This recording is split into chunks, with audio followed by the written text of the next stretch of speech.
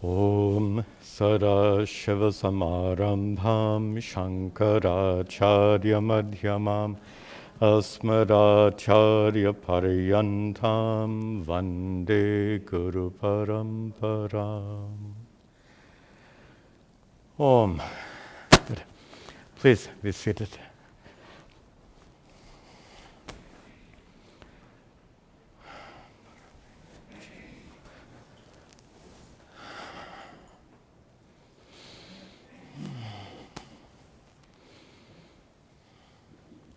Om.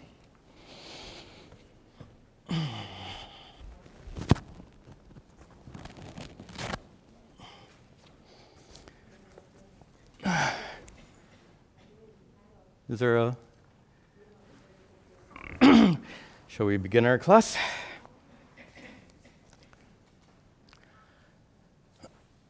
Where am I? Here. Om Sahana Vavatu Sahano Bhunaktu Saha Vidyan Karavavahai Tejasvinavadhitamastu ma vidvishavahai. Om Shanti Shanti Shanti. Om. Good. Nice to see you all, and also welcome to... No, that's okay. Sorry, I'm distracting myself. Welcome to our many students watching online. We continue our study of Chapter 5, Sannyasa Yoga, and we'll begin, as always, with some recitation. Be sure to glance at the meaning while I'm chanting, and then repeat after me. We'll begin with verse 7. Right? Yeah, verse 7. Here we go. Yoga yukto vishuddhatma, yoga yukto vishuddhatma, vijatatma jitendriyaha, vijatat... My apologies. I meant to start with verse 5. So I'm confusing Vasanti completely now, because she is trying to keep up with me, and I'm jumping all over the place. I meant to start with verse 5. Okay. Yat sankhya prapyate sthanam, yat sankhya prapyate sthanam, tad yogarapi gamyate, tad yogarapi gamyate, ekam sankyam cha yogam cha, ekam sankyam cha yogam cha, yah pashyati sa pashyati, yah pashyati sa pashyati, sanyasastu mahabaho, sanyasastu mahabaho, dukhamaptuma yogataha, dukhamaptuma yogataha, yoga yukto munir brahma, yoga yukto munir brahma, nachire nadhi gacchati, nachire nadhi gacchati, yoga yukto vishuddhatma, yoga yuga vishuddhatma, vijatatma jitendriyaha, vijatatma jitendriyaha, sarva bhutatma bhutatma, sarva bhutatma bhutatma, kurvannapi na lipyate, kurvannapi na lipyate, naiva kinchit karomiti, naiva kinchit karomiti, yukto manyeta tattvavita, yukto manyeta tattvavita, pashyan shrinvan sprishan jighran, pashyan shrinvan sprishan jighran, ashnan gachan swapan shwasan, ashnan gachan swapan, pralapan visrajan grinhan, pralapan visrajan granhan unmishan nimishan api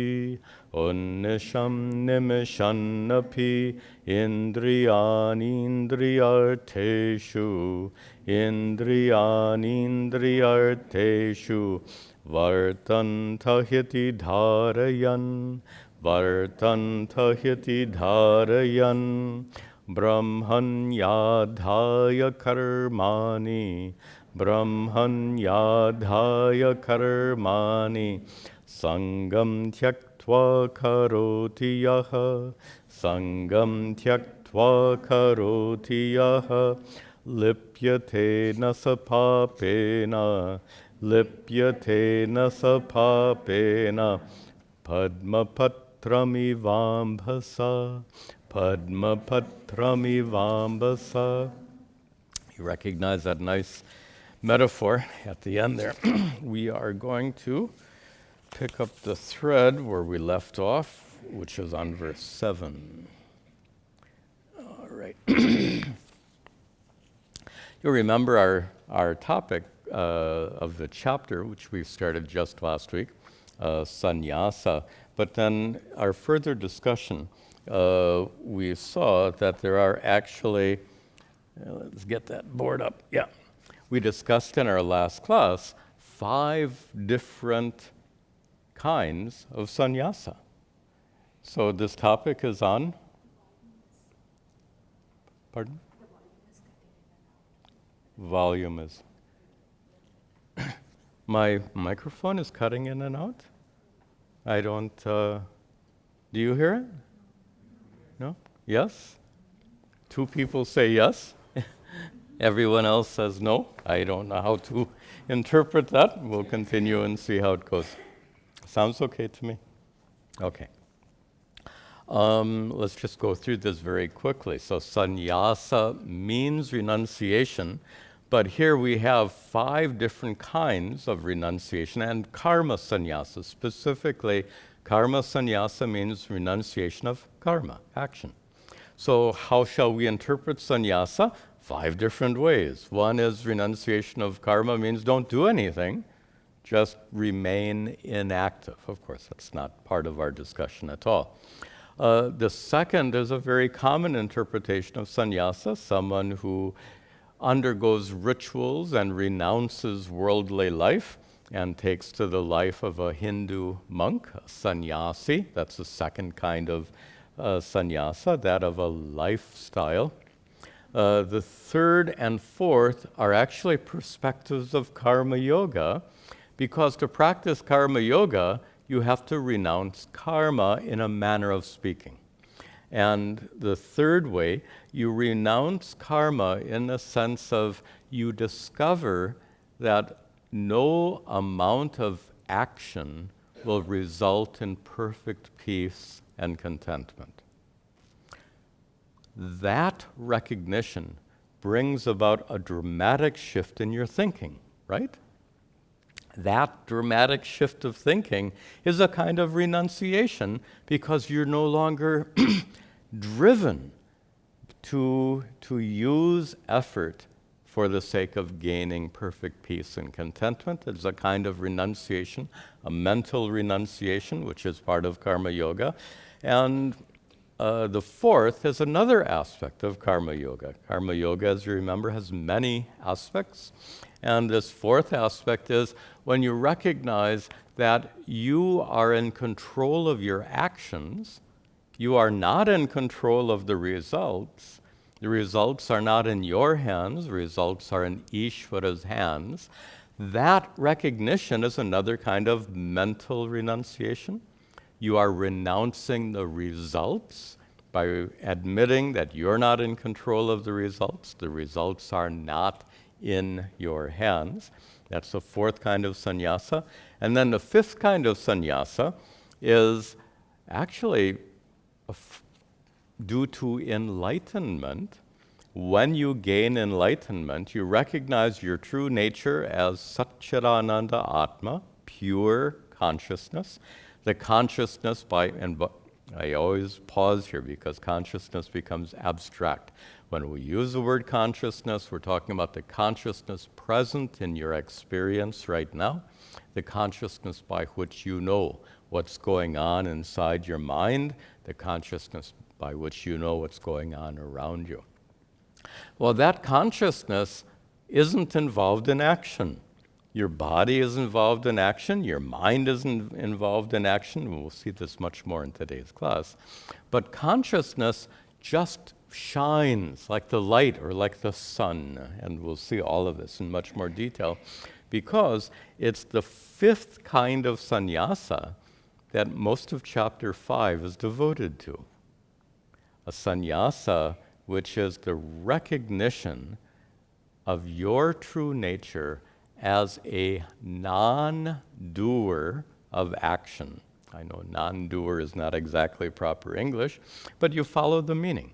When you recognize that your true nature as pure consciousness isn't engaged in action whatsoever, that's another kind of sannyasa, a sannyasa due to wisdom, due to being enlightened.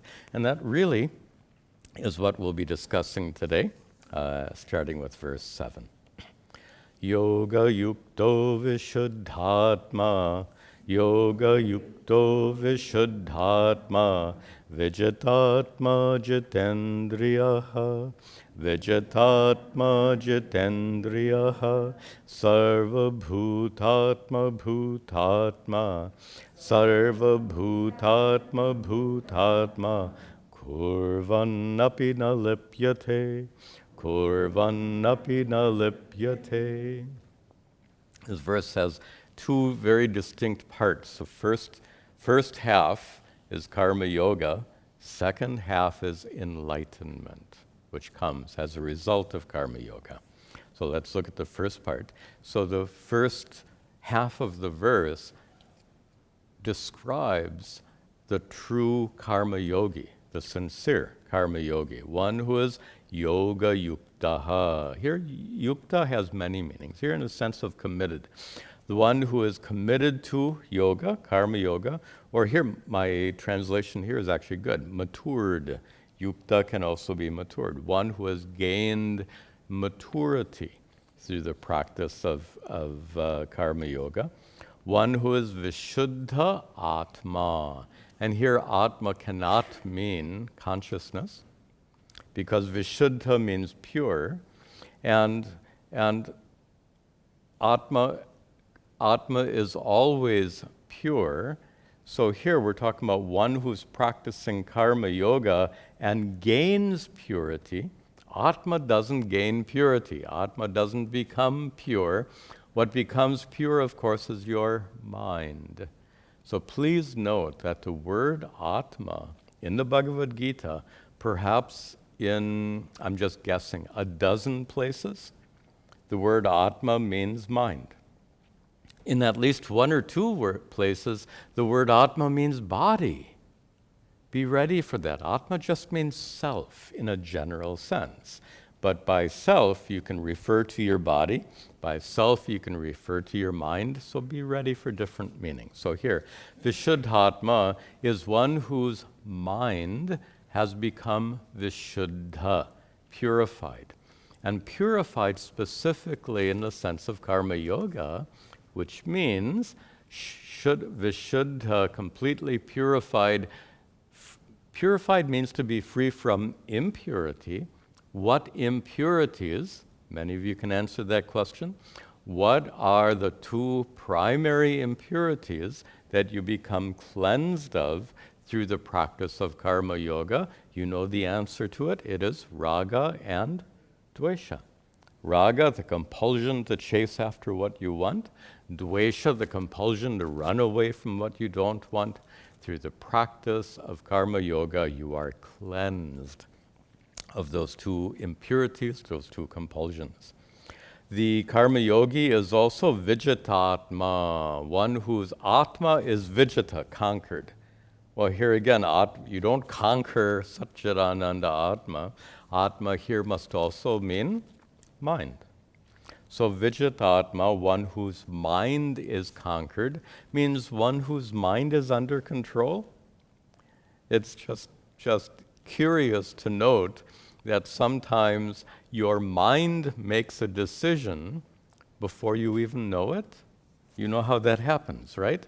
Your mind just jumps towards something or jumps away from something so quickly. And that can get us in trouble. How many times have you said something and later regretted it? How common that is. So that's an example of the mind not being under control. Because after all, what controls what you say is your mind. If your mind is not completely controlled, what you say is not completely controlled, well, the practice of karma yoga brings your mind under control. We won't discuss that further here. That's not our topic. But we're talking about one whose mind is controlled due to the practice of karma yoga. Not only the mind, but jitendriya, jita indriya. One whose indriyas, senses, are also jita controlled. And senses, don't think, not your, here indriya we often take as senses, like eyes and ears. Do you control your eyes and ears? I mean, you can close your eyes, but when your eyes are open, you don't control what you see. You don't really control what your ears hear. So here, indriya refers to not jnanendriya, organs of sense organs. Jnana indriya, jnanendriya, sense organs. Many of you know there's another category of indriyas, organs, which are karmendriyas, organs of action, which include grasping, walking, and importantly, talking. So jitendriya, one whose organs are controlled, one whose actions, one whose behavior is controlled, one who's become freed from compulsive behavior. Freed from raga dvesha means you're freed from compulsive behavior, meaning that you are always in control of your behavior. Such is the karma yogi, and a very mature karma yogi is one who is ready to make that discovery of your true self. This is a very fundamental aspect of Advaita Vedanta, so let me just take a moment here to make sure it's clear to you that for the sake of discovering your true nature, for the sake of removing that so-called veil of ignorance that covers Satchidananda Atma, your true nature, to make that discovery takes a mind that's prepared. You require a tremendous degree of inner preparedness before you can make that discovery. Notice you have heard, how many times have you heard your true nature is Satchidananda Atma, your true nature is divine, your true nature is blah, blah, blah, blah, blah. You've heard that so many times. Did you become enlightened just by hearing that? Look at the point. You're hearing the truth, and it doesn't go in. Why? You're not ready. It's really quite simple. When you're ready, it'll go in. When you're not ready, it doesn't go in. And karma yoga is the essential means of preparation. When that karma yoga is complete, you are prepared, you are ready, and these teachings go in, so to speak, which means you discover your already existent inner divinity. Please note, you don't become divine, you discover your already existent inner divinity. And that's what's described now in the third half, in the third line. As we go into the second half, now we're talking about the enlightened person who is described here. This is a wonderful term. The enlightened person is described here by Sri Krishna as Sarva Bhutatma Bhutatma. It has a nice rhythm to it. Sarva Bhuta Atma Bhuta Atma. It's all one long word. Take the first half. Sarva Bhutatma.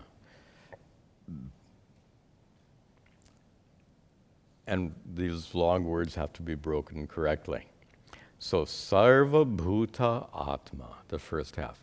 The Atma of Sarva Bhuta. Sarva means all. Bhuta means, in this case, creature, living beings.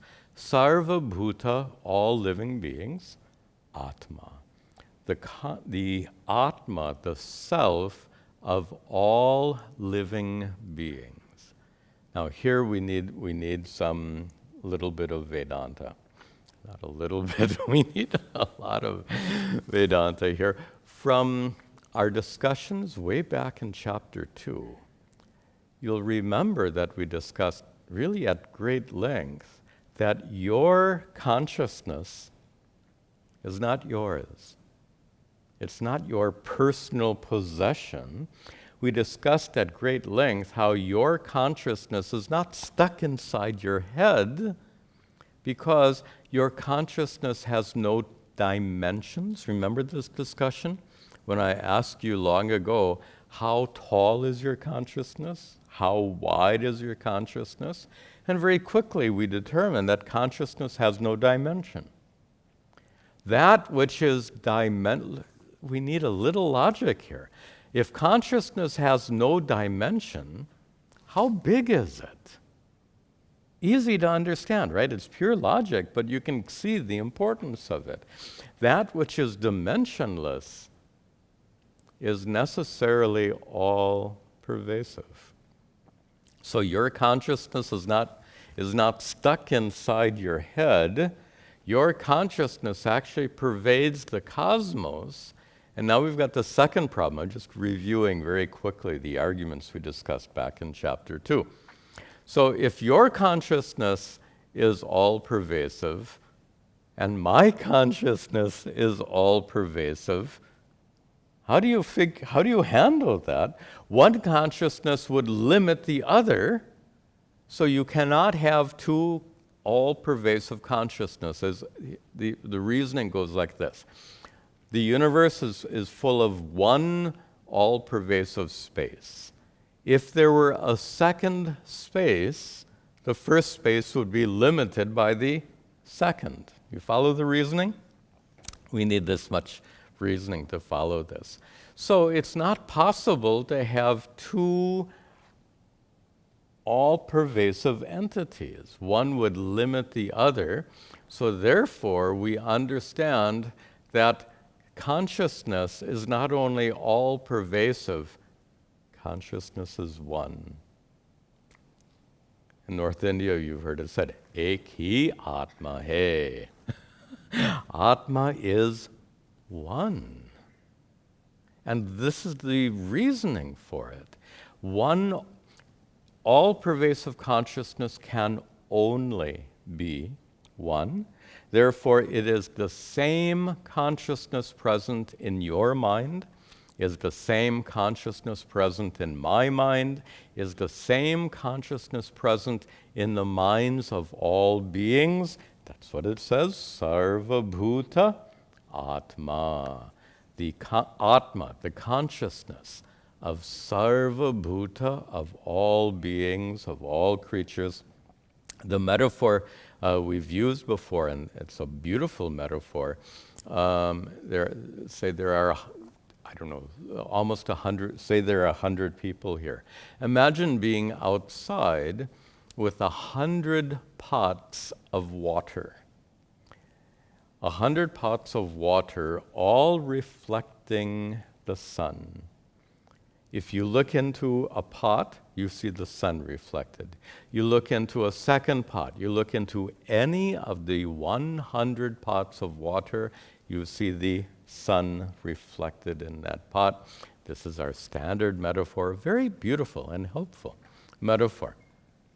Just as one sun gives rise to 100 reflections in 100 pots of water, in the same way, one consciousness is reflected, as it were, by 100 minds of us here present in this room. But notice it's one sun giving rise to 100 reflections. Here, one consciousness giving rise to 100 experiences. Notice my choice of the word there. We all have different experience, right? Your experience is different from mine. Your experience is you see this Swami sitting in a chair. My experience is I see many people seated in our lecture hall. So our experiences are very different. But the consciousness by which these experiences are revealed is one and the same consciousness. Do I make that point here? Or no, we'll see that in a coming verse.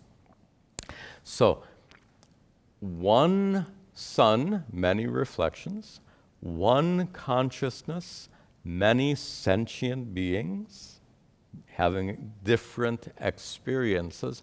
How do we accommodate those different, how do we account for the difference of experience? Suppose in those 100 buckets, some of the buckets had water that was very pure. Some of the buckets had water which was very agitated. And some of the buckets had water which was very polluted. Well, the nature of the water would reflect would be manifest, would affect the nature of the reflection, right? If the water is very still and pure, you get a very pristine reflection of the sun. If the water is very agitated, you get a very distorted reflection of the sun. And if the water is very impure, polluted, you get the reflection is affected by those impurities of the water. By the way, you remember the metaphor, right? The metaphor, just to remind you, the bucket is your physical body. The bucket is full of water. In a simplified metaphor, the water represents your mind. Not just mind, but sukshma sharira in general, but we'll just stay with mind and it's simplified. So here, your bucket, your body, is full of mind. And it is your mind that reflects one all-pervasive consciousness. But what is the condition of your mind? If your mind is very sattvika, pure, like the bucket full of pure water, then the reflection of the sun is very pristine. If the water in your bucket means the mind in your body, if your mind is very agitated, well, just like agitated water gives a distorted view, reflection of the sun, in the same way an agitated mind will give rise to an agitated experience. Finally, if your mind is impure, like the polluted water in the bucket, that impurity here represents tamas. So sattvika mind, rajasa mind, and tamasa mind. Sattvika mind, very pure. Rajasa mind, very, very turbulent. And a tamasic mind is one that's very impure. The nature of your mind determines the nature of your experience. One consciousness, many individual experiences. We'll see this more, but this is enough to understand this verse. So, sarva bhutatma, atma, that one all-pervasive consciousness, which is sarva bhuta, which is present in all beings. And here, the enlightened person is described as bhutatma, the one who has become. Bhutatma, one who has become the self of all beings. I'm being very literal here because it's important. One who has become the self of all beings. Now, what does that mean? We said before, your true nature is consciousness. generally we think of consciousness in a very incorrect way. We think that that consciousness gets affected by everything. We think that it's my consciousness, it's stuck inside my head, etc. Well, the enlightened person is one who understands that consciousness is not stuck inside your head. An enlightened person is one who recognizes that my consciousness is the consciousness of all. That's exactly what this line means. Sarva bhutatma bhutatma is one who recognizes, bhutatma, one who recognizes that my consciousness is the consciousness of all. That recognition. Literally, it says one who becomes that. The word bhuta has a sense, by the way, bhuta comes twice here with two different meanings. Sarva bhuta means creature, all creatures. The second bhuta means becomes. So Sanskrit requires you to be very careful about word meanings. So this participle has different meanings in different contexts. So it literally means one who has become the self of all beings, but that become is become in quotation marks, because you can't become what you already are. We just discussed that, right? You can't, your true nature is already divine. You don't become divine. You can't become who you already are. Do you remember the 10th man story? I'm not going to tell there's a long story. We'll get half the class will go. You can't become who you already are. You already are that divinity. So this becoming is a figurative becoming. It's more a matter of self-discovery. Many of you are familiar with the story of the Mahabharata. So this is a simple version of the 10th man story. When Karna is told by Kunti that he's actually one of the Pandava brothers, does Karna, and if you don't know the story, don't worry about it, but if you do know the story, it's very meaningful. When Karna learns that he's a Pandava, does Karna become a Pandava? He already was. He always was, but he didn't know it. So it's a matter of self-discovery. So here, Sarva Bhutatma Bhutatma, one who has discovered that their consciousness is the consciousness of all. Consciousness of all, we use a particular Sanskrit word. I'd like you to make sure you know. Sarva Sakshi. Sakshi means awareful witness. Awareful witness means consciousness. The consciousness by which your thoughts are known. Well, as we just discussed, the consciousness by which your thoughts are known and the consciousness by which my thoughts are known is one and the same consciousness. That consciousness is then called Sarva Sakshi, the witness of all, the witness present in all minds. And to finish this verse, we're taking some time on this verse because it's important and it'll set the stage for what follows. So first half of the verse talks about the karma yogi who gets prepared. The third line talks about the karma yogi who makes that discovery. My consciousness is the consciousness of all. And for such an enlightened person, kurvan api, even while engaged in action, na lipyate. The person is not tainted. Na lipyate is not tainted. Even while engaged in action, that person is not tainted by action. And we need to explain what that means. Tainted means affected by action. Go back to the bucket metaphor. If the sun shines on a bucket of agitated water, what happens to the sun? Does the sun become agitated? If the sun shines on a bucket full of filth, how does that affect the sun? The sun is utterly unaffected by what it shines upon. See where this is going? Your consciousness, and I'm using the word your intentionally so that you take it in a little bit more personal sense.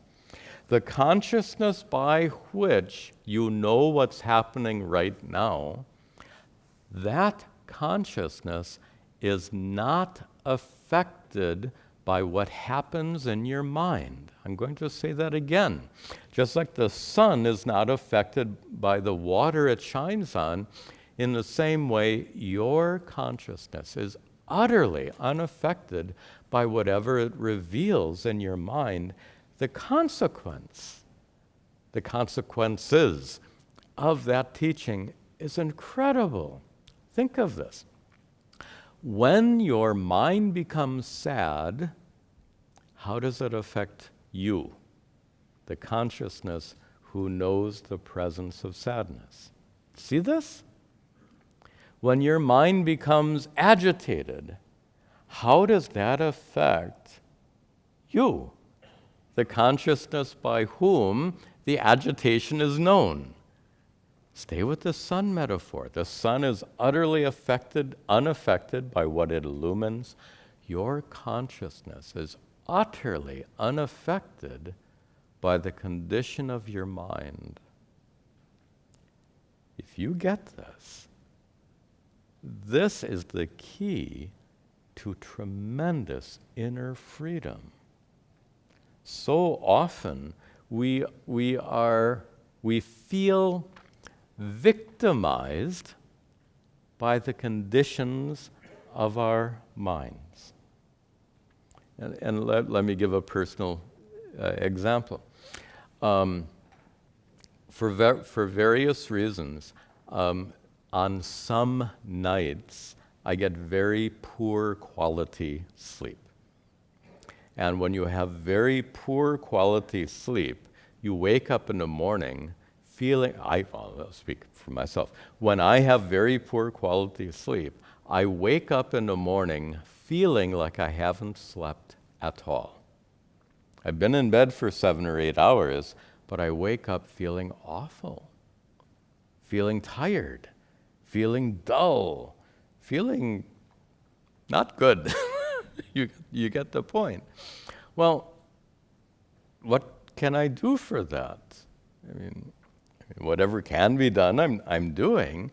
But in the meanwhile, it's a good thing that I recognize very clearly that regardless of the condition of my mind, consciousness, the essence of my being, is utterly unaffected. This is crucial. Otherwise, I would get really depressed because I wake up many mornings like that. And if you wake up morning after morning after morning feeling terrible, it can affect your mood. I don't see it like that. I just see it as a condition of my mind. It comes and goes, and it doesn't truly affect who I am as pure consciousness. This is such an important teaching. That's what it means, na lipyate, not affected. Consciousness is not affected. And just to finish up this verse, and we'll move on. If you are identified with your body, whatever happens to your body is a problem, right? If you're identified with your mind, whatever happens to your mind is a problem. If you're identified as being Satchidananda Atma, nothing happens to Satchidananda Atma. Atma doesn't get affected by anything. You are okay no matter what. This is a very simple way of understanding Vedanta. Okay, let's continue. Naiva kinchit karomiti, naiva kinchit karomiti, Yukto manyeta tattvavita. Yukto manyeta tattvavita. Pashyan shrinvan sprashan jigran. Pashyan shrinvan sprashan jigran. Ashnan gachan swapan shwasan. Ashnan gachan swapan shwasan. For our Sanskrit students, nice to see all those present active participles. Good. If you don't see present active participles, don't worry about it. Just some of the details of Sanskrit grammar. Start in the second line. Tattvavit, one who knows truth. Vit, a knower of tattva, truth, a knower of reality, one who has discovered himself or herself to be the consciousness which is sarva sakshi, the consciousness, the one all-pervasive consciousness present in all beings. Tattvavit, one who has recognized that. A tattvavit who is yuktaha, very mature, deeply established in that understanding of being sarva sakshi, the witness of all, the pure consciousness. Such an enlightened person, manyeta, would think. So how does that enlightened person think? And here's just before we see, this is very interesting to recognize that there are two massively different perspectives in the world. There's your perspective, and then there's everyone else's perspective. No one has your perspective, meaning no one knows your thoughts. And this is an important bit of introduction here. Who knows what's happening in your mind is you and you alone. Your mind is a private reality. What is happening out here is called a public reality. These terms are used by philosophers. So we all know this public reality. No one but you knows the private reality of your mind. Now, when you see a person, what you're seeing is part of public reality. When you see a person, let's introduce this a little bit further. When you see a person, how do you know whether or not that person is enlightened? Judging from their appearance, judging from their behavior. From their behavior, you might make some inferences, which might be wrong. From their appearance, this is a joke for children. I always tell them this joke. How do you know if a person is enlightened? And I tell the children, if they glow in the dark. How absurd. The point is that being enlightened doesn't bring about any particular change in public reality, correct? Being enlightened is purely a matter of one's private reality, mind. The only way you can know if someone is enlightened is if you can get inside their mind, and you can't. So how do you know if a person is enlightened? The honest answer is, you don't know. You can't know. The only person who knows is the person himself or herself. So here what we're seeing is we're getting inside the mind of an enlightened person with Sri Krishna's help. Because he says, tattvavit manyeta, an enlightened person would think like this. So how does an enlightened person think? In the first line, na eva kinchit karomi iti. An enlightened person thinks like this. Na karomi, I do kinchit. Na kinchit, nothing. Karomi, I do. Karomi, I do. Na eva kinchit. I don't do anything at all, eva. I don't do anything at all. Now, in public reality, you see the enlightened person walking and talking, etc., etc. But for the private reality of that enlightened person, tattvavit manyeta, the enlightened person thinks, na kinchit eva karomiti. I don't do anything at all. This is a perspective of the enlightened person. See the rest of the verse. Pashyan, even while seeing, while looking. Shrinvan, even while hearing. Sprishan, even while touching.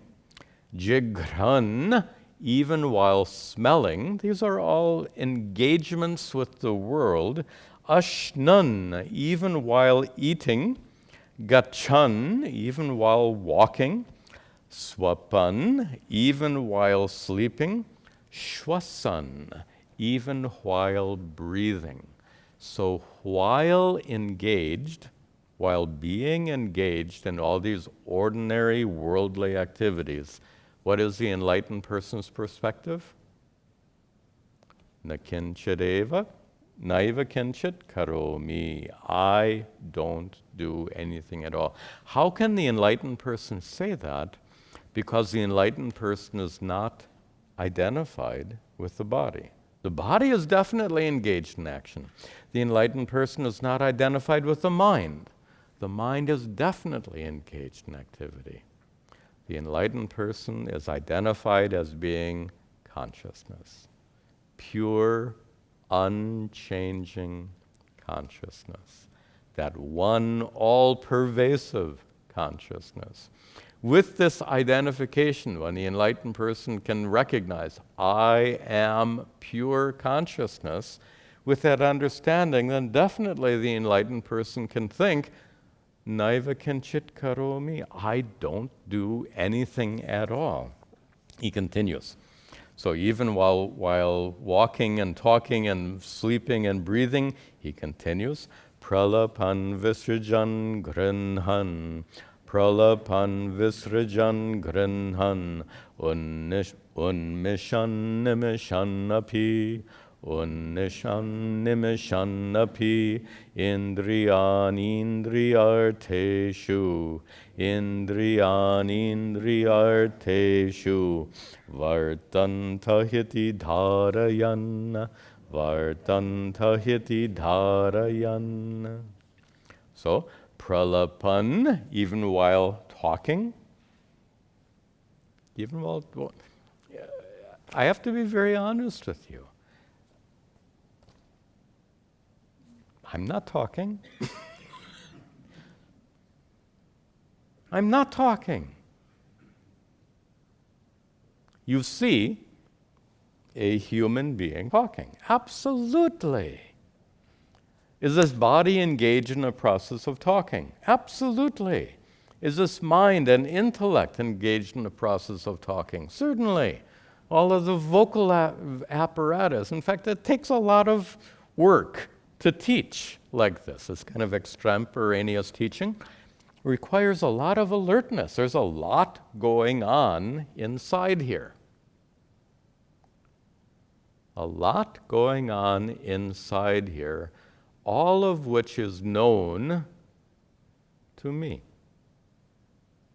I am the unchanging consciousness by whom all these activities are known. The activities of the body, activities of my mind and senses are all known to me as unchanging consciousness. So pralapan, even while talking, teaching. Visrajan, releasing. Grinhan, grasping. Simple worldly activities. Unmishan, opening your eyes.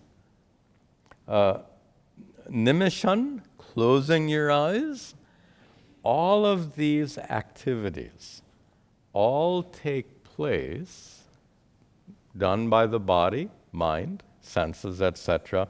And the enlightened person is one Look at the last word, dharayan.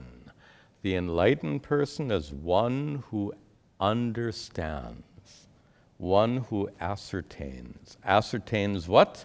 He knows that he or she knows that, third line, indriyani, indriyarteshu vartante. The A got lost due to grammar rules. Iti. Iti dharayan. The enlightened person is one who has iti dharayan, ascertained this. What has the enlightened person ascertained? Indriyani, all of the literally senses, but it refers to all of the faculties of the body, of the mind, of the sense organs. All of these faculties, indriyani, indriya arteshu vartante. All of these faculties, vartante, are engaged with what? Arteshu, with objects. Indriya artha, with objects of the senses. And objects of the senses is just a complicated technical term. It just doesn't help. We just say objects. Faculties are engaged with objects. I'm simplified meaning here. That's it. Faculties of the body, faculties of the mind, intellect, senses, all of these faculties are engaged with the world. Your body is engaged with the world, mind, senses, all engaged with the world. Your senses are engaged in perceiving the world. Your mind is engaged in thinking and feeling. Your intellect is engaged in reasoning and decision making. There's a lot of activity. And what does consciousness do? Remember, I told you Pujya Swamiji's joke? Pujya Swamiji said, Pujya Swamiji, of course, is my guru, Swami Dayananda, who said, consciousness does nothing at all, therefore it's good for nothing. Yeah, this funny sense of humor. Consciousness doesn't do any. But the point is, consciousness doesn't do anything at all. The faculties of your body, mind, and senses are engaged in these activities. Okay. We'll see one more verse. Brahmanyadhaya karmani, brahmanyadhaya karmani, sangam tyaktva karoti yaha, sangam tyaktva karoti yaha, lipyate nasapapena, lipyate nasapapena, padma patramivambhasa, padma patramivambhasa. Start in the second line.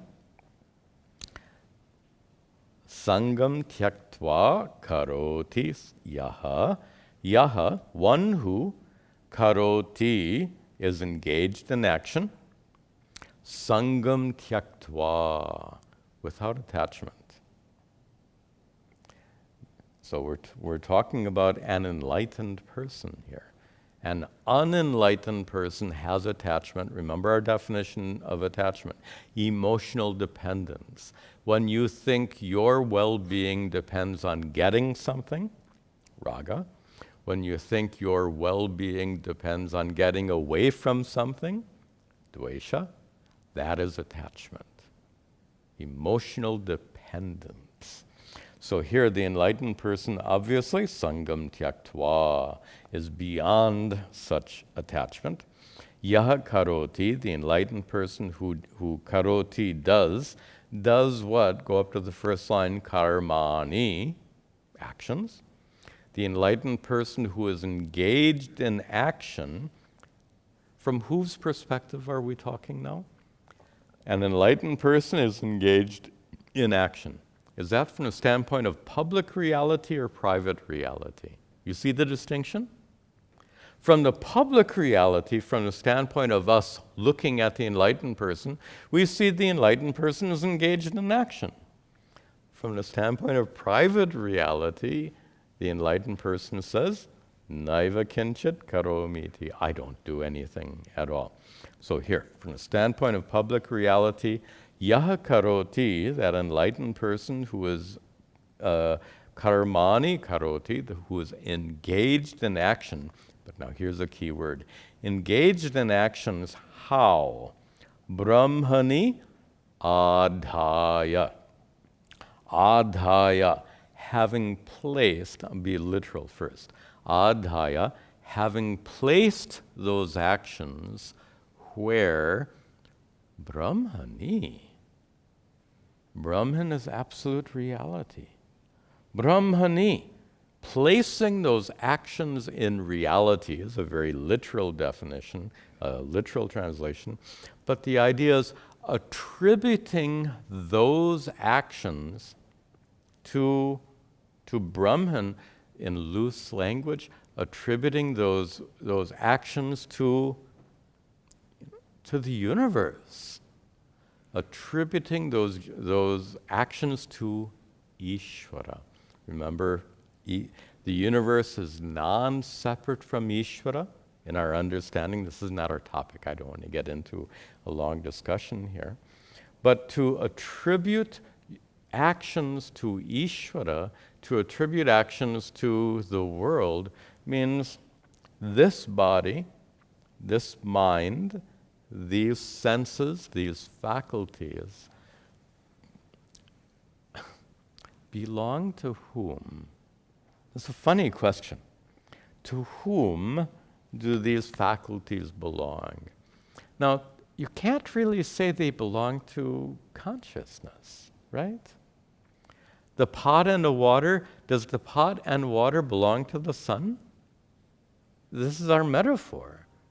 The sun is utterly separate, independent of the pot and water. There's no real connection between sun and the pot of water. So you can't say that the pot of water doesn't belong to the sun. Therefore, this pot, body, and water, the mind inside, doesn't belong to consciousness. Then to whom does the body, mind, and senses, to whom do these belong? Several ways of answering this. We could say they belong to the universe. Accurate? Absolutely accurate. From a more theological standpoint, we can say they belong to Ishvara, they belong to God. Nice. This body, mind, and sense complex belongs to the universe, belongs to Ishvara, belongs to God. Fine. Doesn't belong to me. And there's a real important point there, because if it belongs to me, then not only do I own the body, mind, and senses, but I own the problems of the body, mind, and senses. There's real freedom in non-ownership. You know, if you own a home, you have to maintain the home. What to speak of paying for the mortgage. If you own a car, you have to maintain the car. If you don't own a car, you don't have to maintain it. If you don't own a body, if you don't own a mind, you have to, obviously the body has to be maintained. But here the sense is that you don't own the problems associated with the body and mind. Body and mind belong to the universe from one understanding. They belong to Ishvara, to God, from a more theological understanding. But certainly, they don't belong to me. In this way, in the third line, saha, that enlightened person, na lipyate, is not tainted papena, by sin. And this expression comes contextually. Remember, Sri Krishna is telling all this to Arjuna. Arjuna, who is deadly afraid of going out on the battlefield and fighting against the enemy that includes his own family members, enemy that includes his own friends, enemy that includes his teachers. He feels it would be a great sin if he were to go out on a battlefield and fight.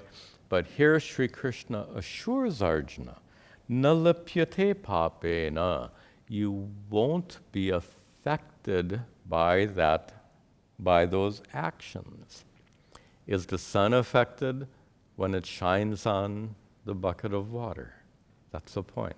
Just as the sun is utterly affected by the nature of the water in the bucket, in the same way, consciousness is utterly unaffected even by horrible, violent acts on a battlefield. That's what he means here by saha, that enlightened person. Na lipyate is not tainted, papena, by sin. And he concludes with this delightful metaphor you've heard before. Padma patram eva ambasa. Patra, leaf. Padma is lotus. Padma patra, a lotus leaf. Eva, just like a lotus leaf, na lipyate, is not affected. Ambasa. Ambas is one of our many words for water. A lotus leaf is not affected by water. Not affected means, if you've ever looked closely, not just lotus leaves, but many leaves have a waxy surface. And when a leaf has that waxy surface, you'll see that water on that waxy surface forms a bead, a drop. It doesn't wet the leaf, but in fact, remember learning something about surface tension? Sorry to bore you with science. There's so much surface tension in the drop and so little attraction to the surface of the leaf that the leaf doesn't get wet at all. That drop of water can roll around on the lotus leaf without making the leaf wet at all. So notice the leaf is in the presence of water, but completely unaffected by the water. Just as consciousness is in the presence of sadness, consciousness can be in the presence of agitation, consciousness can be in the presence of any nonsense that goes on in our minds, and that consciousness remains utterly unaffected by whatever is happening in our mind. And this is really an important take-home point. And that is, when you can really get it, when you can really recognize that you are the consciousness that illumines the activities of your mind. And like the sun is separate and unaffected by what it illumines, your consciousness is separate and unaffected by what it illumines in your mind. This understanding brings such tremendous inner freedom. This recognition puts an end to so much suffering. So it's worth, I can get this up, it's worth inquiring into.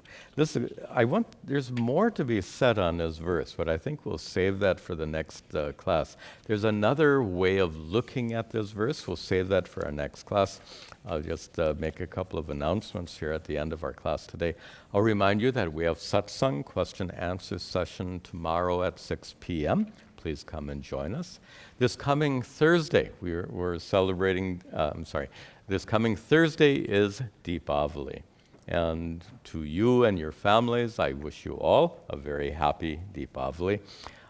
We're not going to celebrate at our ashram this year for two reasons. One is we're still very concerned about the virus, and we don't want to bring a large crowd of people together. That seems unwise. So that's one reason for not...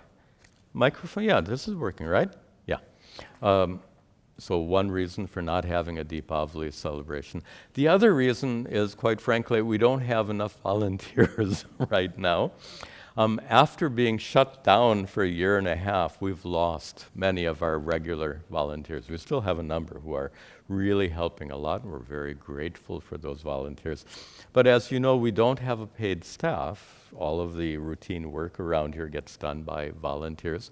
We need volunteers to set up at the beginning of a class, this class, and our satsang.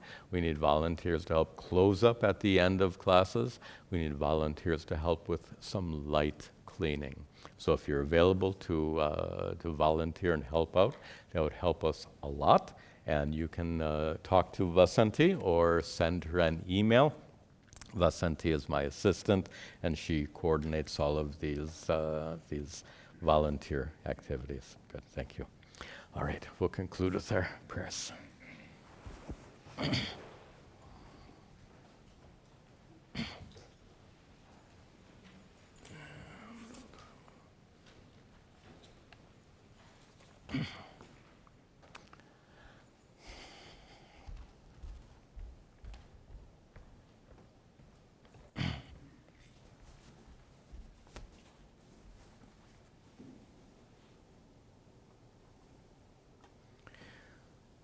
Om Gananahan Tva Ganapatigam Havamahe Kavingavinam Upamashravastamam Jeshtarajam Brahmanam Brahmanaspatahana Shrinvan Utabasira Sadhanam Om Mahaganapataye Namaha Ishvaro Gurudhatmeti Murti Bheda Vibhagine Vyomavad Vyapta Dehaya Dakshina Murtaye Namaha Vasudevam Devam Kamsachanuramardanam Devaki Paramanandam Krishnam Vande Jagadguru Om Sarve Bhavantu Sukhinaha Sarve Santu Niramayaha Sarve Bhadrani Pashyantu Ma Kaschid Dukkha Bhag Bhavet Asato Ma Sadgamaya Tamaso Ma Jyotirgamaya Mrityor Ma Amritangamaya Om Shanti Shanti Shanti Om Tat Sat Om